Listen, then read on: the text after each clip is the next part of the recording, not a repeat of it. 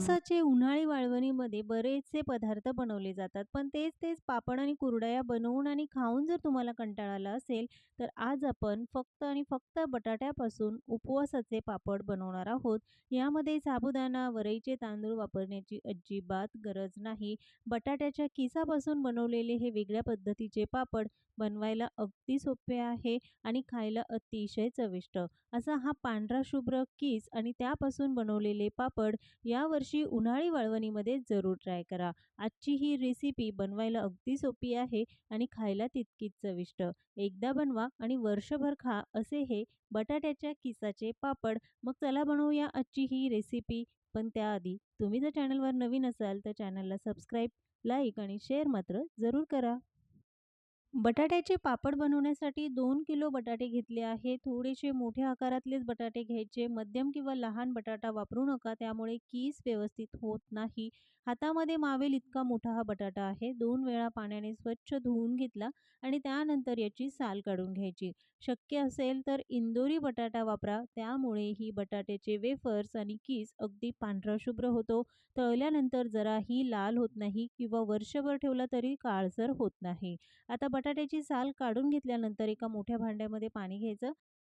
साल काढून घेतल्यानंतर लगेचच पाण्यामध्ये घालून ठेवायचे, म्हणजे ते काळसर होणार नाही. इथे मी इंदोरी बटाटा वापरलेला नाही तर साधाच बटाटा वापरलेला आहे. पण जर तुमच्याकडे इंदोरी बटाटा मिळत असेल तर अवश्य वापरा. आता आपण पाण्यामधून हे बटाटे मोठ्या परातीमध्ये काढून घेऊया, कारण आता आपल्याला बटाट्याचा कीस करायचा आहे. तर त्याआधी परातीमध्ये किंवा एखाद्या मोठ्या भांड्यामध्ये भरपूर पाणी घ्यायचं. किसणीचा सगळ्यात जाडसर जो भाग असतो त्याने बटाटा किसून घ्यायचा आहे. बटाट्याचा किस लांबसडक व्हावा यासाठी वेगळी अशी किसणी येते, पण जर नसेलच तर घरामध्ये जी किसणी उपलब्ध आहे ती थोडीशी जाडसर हवी, म्हणजे बटाट्याचा किस लांबसडक येईल आणि थोडासा जाडसर होईल. पातळ किस असेल तर शिजवल्यानंतर तो किस अगदी मऊ होतो आणि लवकर शिजतो, लांबसडक राहत नाही. म्हणूनच किस बनवताना देखील थोडासा जाडसरच ठेवायचा. अशाच पद्धतीने हा कीस करून घ्यायचा आहे. पण परातीत किंवा मोठ्या भांड्यामध्ये पाणी ठेवा आणि लगेचच त्यामध्ये कीस घालून घ्यायचा. त्यामुळे कीस काळसर तर होत नाही आणि त्यातला स्टार्चही लवकर निघतो. तर अशा पद्धतीने मस्त लांबसडक हा कीस तर तयार झाला.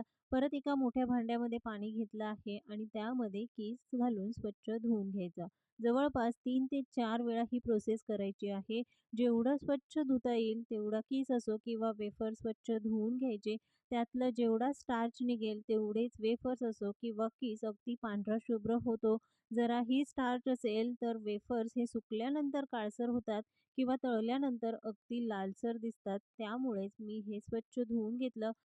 3 ते 4 वेळा जरी कीस धुवून घेतला तरी त्यामध्ये स्टार्च राहतो आणि त्यामुळेच बटाट्याचे कीस किंवा वेफर्स हे काळसर होतात. तर किती वेळ धुवायचं आणि कसं ओळखायचं की यामध्ये स्टार्च आहे की नाही? पाण्यामध्ये जेव्हा हात घालून बघाल तर अगदी स्वच्छ हे पाणी दिसतं. इथपर्यंत कीस असो किंवा वेफर स्वच्छ धुवून घ्यायचे आहे. यामध्ये जराही स्टार्च नाही. जराही पाणी गढूळ वाटत असेल तर पुन्हा स्वच्छ धुवून घ्या. आता लगेचच कीस आपण शिजवून घेऊया. तर एका मोठ्या पातेल्यामध्ये 3 ते 3.5 लिटर पाणी घेतलं आहे. तोपर्यंत कीस पाण्यामध्ये भिजत ठेवायचा. पाण्याला चांगलं आंधण आलं म्हणजे हलकीशी उकळी आली की लगेचच यामध्ये मीठ घालणार आहोत. तर इथे मी 1.5 चमचा मीठ घालून घेतलं. खूप जास्तही मीठ घालू नका, त्यामुळे कीस खारट होतो. आणि आता यामध्ये घालणार आहोत 1 लिंबाचा रस.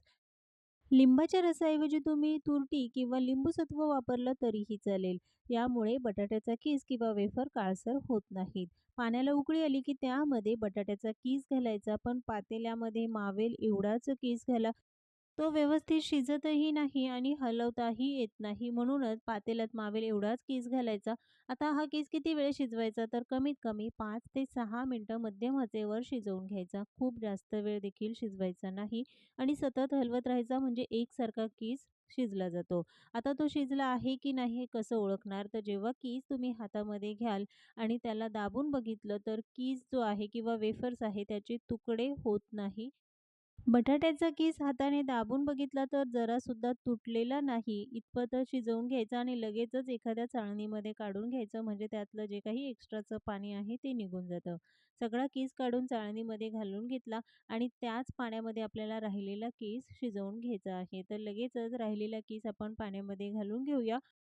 दुसऱ्यांदा जो किस आपण शिजवण्यासाठी ठेवला त्यामध्ये वेगळं असं मीठ किंवा लिंबाचा रस वापरलेला नाही. सुरुवातीलाच जेवढं मीठ घेतलं तेवढंच मीठ एवढ्या किसासाठी पुरेसं आहे. 5 ते 6 मिनिटं किस शिजवून घेतला तोही चाळणीमध्ये काढून घ्यायचा आणि लगेचच पापड बनवून घेऊ तर इथे मी प्लास्टिकचा पेपर वापरला आहे. याला मात्र तेल लावायचं नाही. एखादा चमचा घ्या त्यामुळे हे प्रमाण योग्य होईल आणि पापड एकसारखे होतील. तर हा बटाट्याचा किस घेऊन तो हाताने हलकासा दाबून घ्यायचा आणि मस्त असा गोलाकार पापड तयार करायचा. अगदी सोपी पद्धत. न लाटता देखील मस्त असे गोलाकार पापड तयार होतात. एखादा चमचा किंवा वाटीच्या प्रमाणाने कीस मोजून घ्या. त्यामुळे पापड सगळे एकसारखे होतील.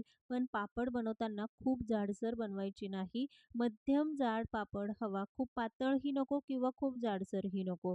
जाडसर पापड असेल तर ते लवकर सुकणार नाही आणि पातळ पापड असेल तर सुकल्यानंतर त्याचा आकार बदलू शकतो.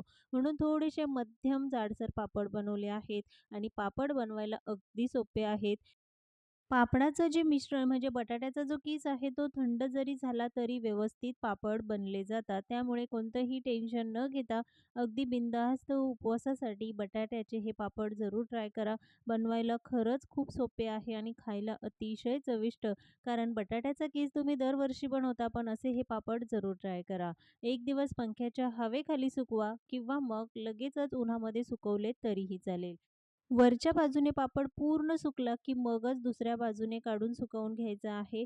ओलसर असताना जर तुम्ही पापड काढायला जाल, तर त्याचे तुकडे होतील. 2 दिवस मस्त कडक उन्हामध्ये पापड सुकवून घेतले आणि बघा मस्त असे पांढरे शुभ्र उपवासाचे बटाट्याचे पापड थोडेसे वेगळ्या पद्धतीने. लगेचच तळूनही बघूया, पण तेल खूप जास्त कडकडीत गरम करायचं नाही. मध्यम आचेवर तेल गरम करून घेतलं, की लगेचच त्यामध्ये पापड तळून घ्यायचे आहे. तेलात घातले की दुप्पट फुलतात आणि एकूण एक जो बटाट्याचा किस आहे तो देखील मस्त असा पापडांवर दिसतो. बनवायला तर सोपा आहेच पण खायला तितकाच चविष्ट. आजची ही उन्हाळी वाळवणीची नवीन रेसिपी कशी वाटली कमेंट्समध्ये जरूर सांगा. पुन्हा भेटूया एका नवीन रेसिपीसोबत.